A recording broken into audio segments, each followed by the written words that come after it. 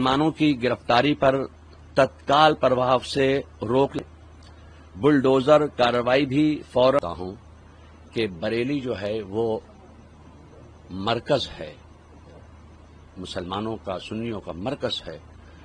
यहां पर I love Mohammad के ताल्लुक से सिर्फ ज्ञापन देने की बात की गई थी, उसमें कोई किसी तरह का दंगा फसाद या नारेबाजी का मामले के लिए जमा इकट्ठा नहीं हुए थे।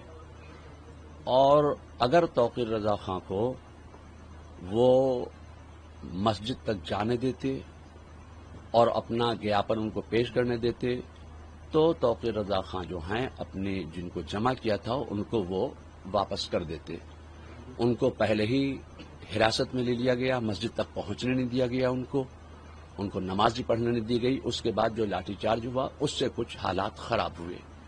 इसलिए खानदान के तमाम अफराद की तरफ से मुत्तफ़िक़ा जो फैसला है, जो बयान है, वो ये है कि बरेली शरीफ में मुसलमानों को मुसलमान होने की कलेक्टिव पनिशमेंट यानी सामूहिक सजा दी जा रही है।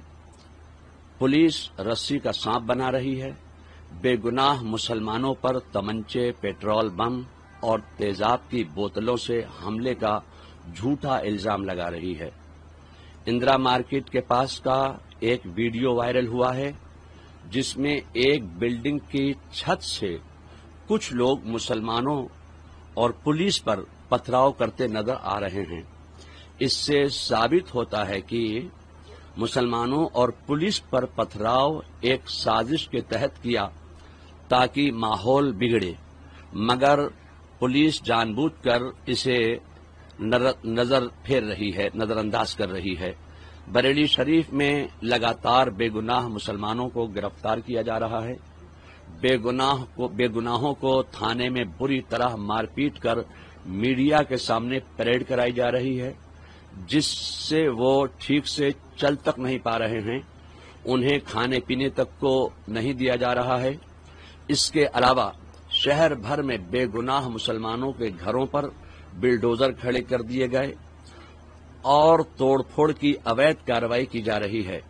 इतना ही नहीं, दबिश के दौरान मुस्लिम महिलाओं और लड़कियों पर जुल्म किए जा रहे हैं।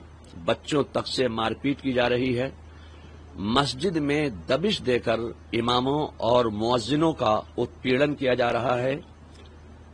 खौफजदा करने वाली इस कार्रवाई की वजह से कई मस्जिदों में नमाजें तक नहीं हो पा रही हैं, जो अपने मजहब पर अमल करने के संवैधानिक अधिकार का खुल्लम खुल्ला हनन है।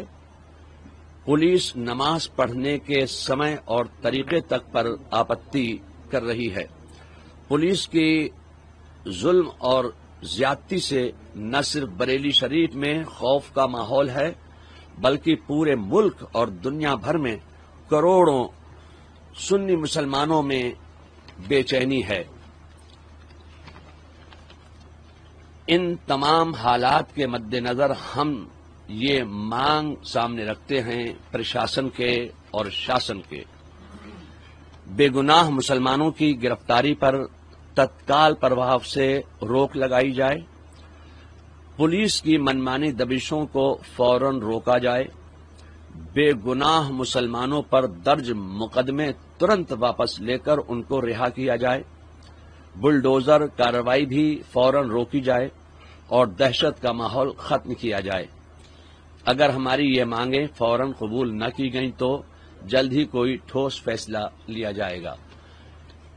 तो ये बरेली है और बरेली आलम इस्लाम में मुसलमानों का एक केंद्र है, मरकज है, सेंटर है।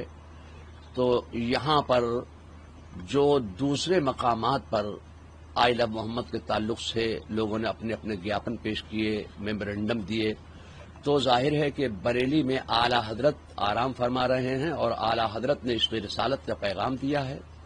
तो इश्क़ रिसालत का पैगाम आम करने के लिए हम एक पीसफुल तरीके से तौकीर रजा एक ज्ञापन ही तो देना चाहते थे। कौन सा वहां लाठी डंडे बम लेके गए थे जो ये पेश किया जा रहा है कि वो दंगा करने के इरादे से आए थे।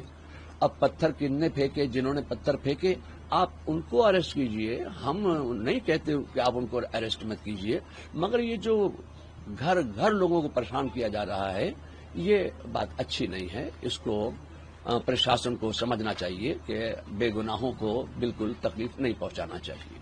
کس طرح کا پروٹیسٹ کریں گے، کس طرح کا ٹھوس قدم اٹھائیں گے؟ آپ نے کہا کہ ٹھوس قدم اٹھائیں گے، اگر مانگیں نہیں مانی تو کس طرح کا ٹھوس قدم اٹھائیں گے؟ تو وہ ہمارے بڑے جو کہیں گے وہ ہم اب آپ کو بتائیں گے.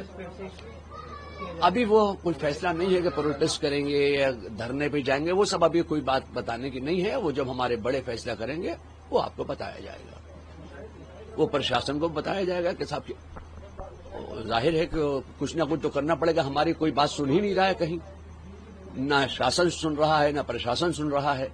اور پرشاسن کے تمام لوگوں سے اچھے معاملات تعلقات ہیں، یہاں آئے اور ہم لوگوں کو آشواسن دے کے گئے کہ ہم بے گناہوں کو پریشان نہیں کریں گے. اس کے باوجود تمام بے گناہوں کو پریشان کیا گیا ہے.